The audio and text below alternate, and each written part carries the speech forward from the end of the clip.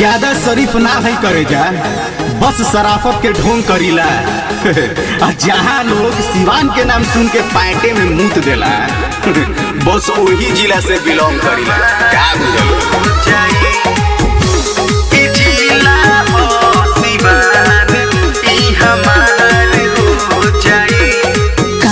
जिला के तू तो हौवा नमूना, कितना लोग के लगैले बड़ा चुना। अरे बाबा सुना ना। हाँ तो बोला ना। कावना जिला के तू तो हौवा नमूना, कितना लोग के लगैले बड़ा चुना। धीरे धीरे बोलो, धीरे धीरे बोलो ना तो बवाल हो जाई। ई जिला हो सिवान, ई हमार हो जाई। ई जिला हो सिवान, ई हमार हो जाई। ई जिला हो सिवान, ई जिला हो सिवान, ई हमार हो जाई।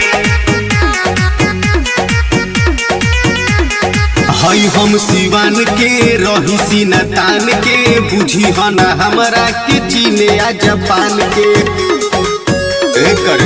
बुझल हई हम सिवान के रही सीना तान के, बुझी हो ना हमरा के चीने या जापान के। धीरे धीरे बोलो, धीरे धीरे बोलो ना तो बवाल हो जाई। ई जिला हो सिवान, ई हमार हो जाई। ई जिला हो सिवान, ई हमार हो जाई। कर जा। ई जिला हो सिवान, ई जिला हो सिवान, ई हमार हो जाई। कोइलो बड़ाई बाबू खाली तू सिवान के, खोल बोल बिजली का तू सतुआ में सान के। अरे बाबू कोइलो बड़ाई बाबू खाली तू सिवान के, खोल बोल बिजली का तू सतुआ में सान के। अभी बावे तिकोड़ा छोटा हो छोटा, सोनायाम हो जाई, सरेआम हो जाई। ई जिला हो सिवान, ई हमार हो जाई।